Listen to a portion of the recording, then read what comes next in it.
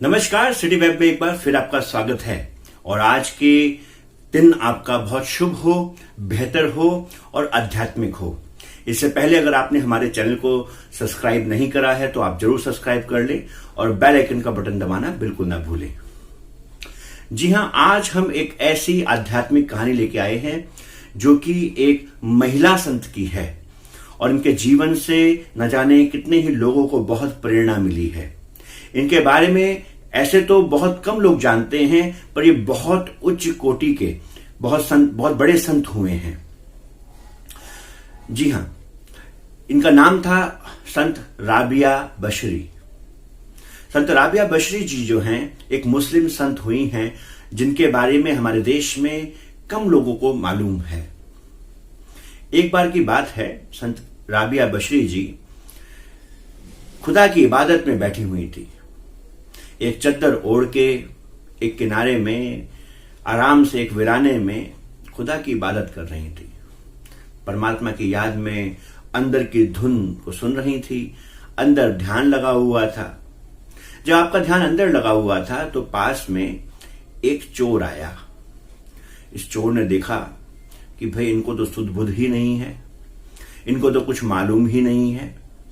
तो इस चोर ने सोचा कि इनके पास है क्या।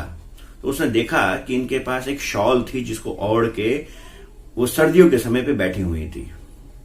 अब एक ऐसी जगह पे बैठी हुई थी कि जहां पे चार दीवारी थी और इस जगह का इस धार्मिक स्थल का जो दरवाजा था वो खुला हुआ था।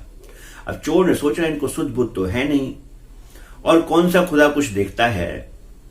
इन्होंने इनकी चादर धीरे से ली, जो कि और चादर लेके इनके जूते लेके, और उसने सोचा कि मैं बस धीरे से यहां से निकल जाऊंगा। उसने जैसे इनकी चादर ली और जूते लिए और दरवाजे की तरफ जाने लगा तो दरवाजा अचानक स्वतः ही बंद हो गया और इस चोर को अंतर में आवाज आई, अंदर से आवाज आई, खबरदार जो बाहर पैर निकाला। आपको क्या लगता है, मेरा शिष्य अगर मेरी बंदगी में बैठा है तो क्या मैं भी सो रहा हूं? अगर मेरा भजन में बैठा हुआ शिष्य बाहर की दुनिया से बिल्कुल भी कटा हुआ है, उसको मालूम नहीं है, तो क्या मैं थोड़ी कटा हुआ हूं? मैं तो यहां पे हूं। तुम्हारी हिम्मत कैसे हुई कि तुमने राबिया बशरी जो ये संत बैठी हैं, जो मेरी भक्ति पे बैठी हैं, इनकी शॉल और जूते उठा के चोरी करने की। ये बात सुन के ये चौंक गया और इसको इतनी घबराहट हुई कि इसने सोचा कि जरूर कोई दिव्य संत होंगी, वरना ऐसे तो कोई खुदा की आवाज नहीं आती है।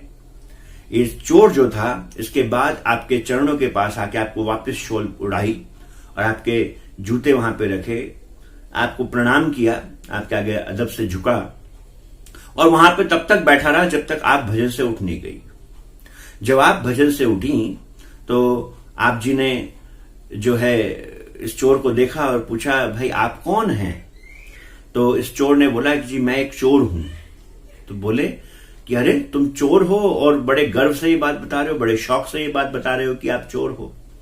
तो बोला, उन्होंने पूरी इनको व्यथा बताई। तो बोले फिर तुम भाग क्यों नहीं गए? एक चोर तो अक्सर पकड़े जाने के डर से भाग जाते हैं। तो उस चोर ने बोला कि जिसकी रखवाली खुद खुदा कर रहा है, जिसका जो कनेक्शन है, जिसका जो कमिटमेंट है वो परमात्मा के साथ सीधे तरीके से जुड़ा हुआ है, तो ऐसे कोई संत आसानी से मिलते हैं क्या? आपके दर्शन करके मैं धन्य हो गया।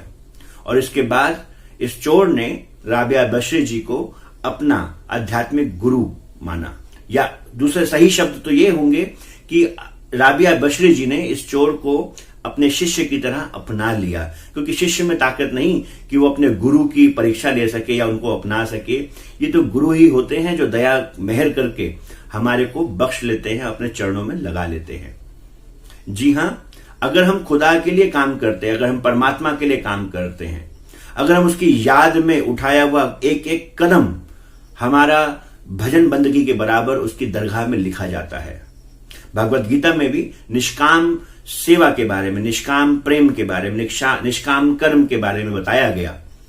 अगर आप अपनी दुकानदारी कर रहे हैं और ये दुकान को कि अगर आप मालिक बन के नहीं, अगर आप इस तरीके से केयर टेकर बन के आप ये सोच के कर रहे हैं कि मेरे को यहां पे परमात्मा ने इस दुकान की सेवा करने के लिए बिठाया है, ये दुकान तो परमात्मा की है और मैं यहां पे इस दुकान का सेवक हूं। इस दुकान में हेरा फेरी करने से मेरा घर नहीं चलता है। इस दुकान में ईमानदारी से सौदा तौल के देने से परमात्मा खुश होता है, क्योंकि मैं उसकी नौकरी ठीक से कर रहा हूं तो वो मुझे उसके बदले में मेरी सारी जरूरतें पूरा करता है। तो लोगों से हेरा फेरी नहीं, लोगों को तो बराबर माल दिया जाएगा, क्योंकि जो भी व्यक्ति वहां पे मेरी दुकान पे सामान लेने आता है वो परमात्मा का भेजा हुआ आता है।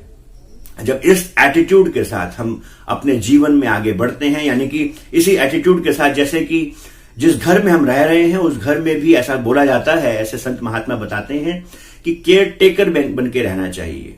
कि हम इस घर की जब सफाई करते हैं तो अपने घर की सफाई नहीं करते हैं, हम तो परमात्मा ने जो घर हमें रहने के लिए दिया है, जिस घर की फिलहाल के लिए संभाल करने के लिए दी है, उस घर की सफाई करते हैं और परमात्मा के लिए करते हैं। तो जो विदाउट अटैचमेंट जब हम इस तरीके से अपने कर्म करते हैं तो परमात्मा हर पल हमारी संभाल करते हैं। देखिए, हमारे मन के ऊपर, चित्त के ऊपर बहुत सारे प्रभाव हैं। उन प्रभावों को धोने के लिए संत महात्मा हमारे को तरह तरह से समझाते हैं। और जब कोई सेवक हर जगह, हर श्वास उसकी याद में जीता है, तो जैसे राबिया बशीर जी की संभाल खुदा ने करी, परमात्मा ने करी, वैसे ही हमारी भी संभाल होती है।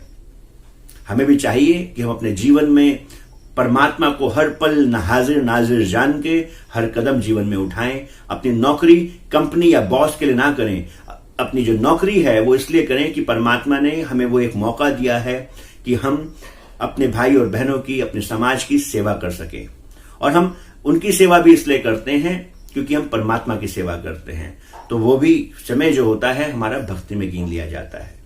आज के लिए इतना ही। कल मिलेंगे एक बार फिर आपसे एक नई कहानी, एक नया विचार लेके, जिससे हमारे और आपके दोनों के जीवन में परिवर्तन हो। अगर ये कहानी पसंद आए तो बिल्कुल शेयर करना मत भूलिएगा। न जाने किसके जीवन में प्रगति आ जाए, न जाने किसके जीवन में अध्यात्म आ जाए। आज के लिए इतना ही। नमस्कार।